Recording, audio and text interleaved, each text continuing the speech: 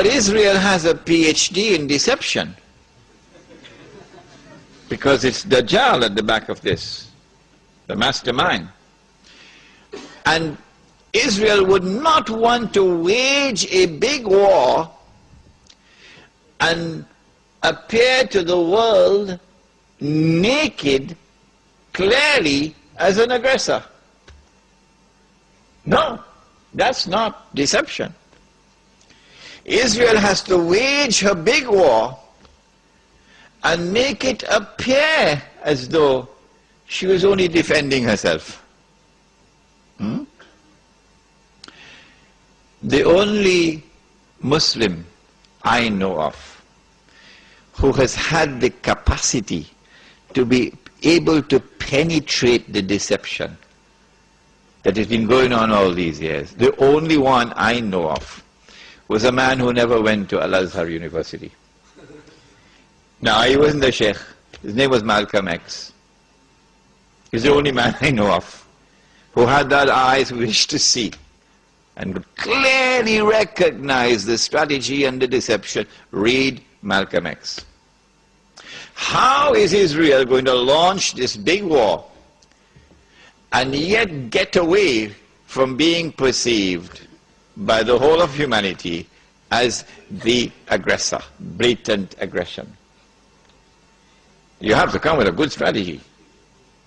The strategy is this. Ariel Sharon goes into Masjid al-Aqsa with 1,000 Israeli military with him, with their shoes on,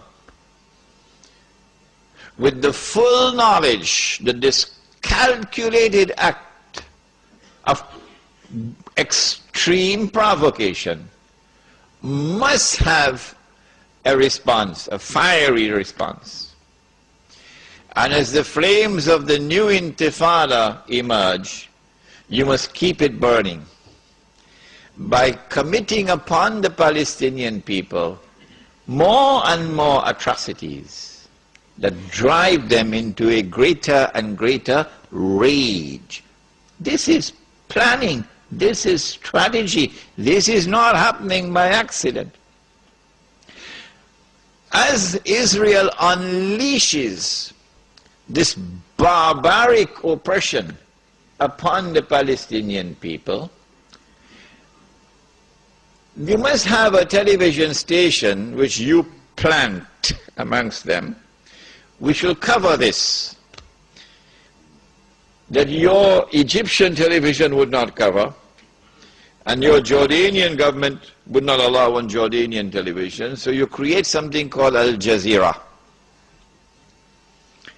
And the Arab masses believe Al Jazeera is their station.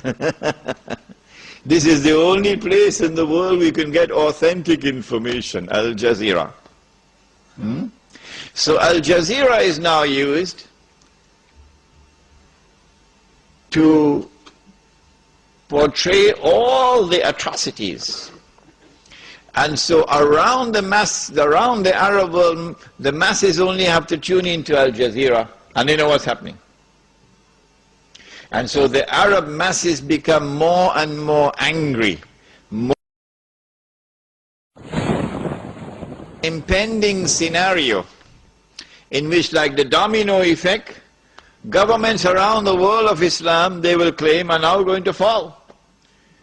And the world of Islam is rising up now. And one-eyed Muslims, of course, are going to believe it. The world of Islam is now going to rise up and all these governments are going to be swept away. And authentic governments representing the Muslim masses will now emerge. And therefore the Jews are going to have their throats cut. This is going to be the most dangerous moment in the entire life of the world of Jews. The media will portray it. If we don't do something, we will all be slaughtered by these Muslim fanatics. Yeah? I tell you, this will be drama worthy of Hollywood when it comes. They must be hating me now for revealing their secrets.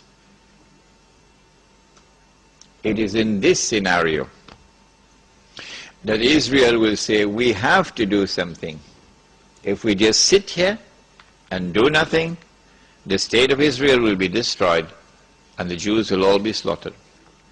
What can we do? They call it a preemptive strike. A preemptive strike. But it won't be a preemptive strike. It will be the most dazzling display of the magnificent application of state-of-the-art military technology that will leave even Uncle Sam in the backyard. A war like Uncle Sam has never seen and could never wage. That is what Israel is going to wage. Do they have the technology? I believe they have technology that even Uncle Sam doesn't have. It will be a lightning strike. Israel has to put on this magnificent display of military power and state-of-the-art technology beyond anything else that the world has ever known, in order for Israel to impress upon mankind the validity of its credentials that is now going to become the new ruling state in the world. Before Fahad could even blink, the Israelis have taken over the Saudi oil fields, and the Iraqi and the Kuwaiti oil fields. The United States, of course, will make some noise, and Britain will make some noise, but will they send troops? No, of course not. The United Nations Security Council is now going to be used by the rest of the world, particularly Uncle Europe, and Uncle Japan, and the rest of the world. They will take the United Nations and seek to use the United Nations now to do something about this. Collective action to force Israel to withdraw. Because if Israel does not withdraw, Europe is going to be choked, and Japan is going to be choked.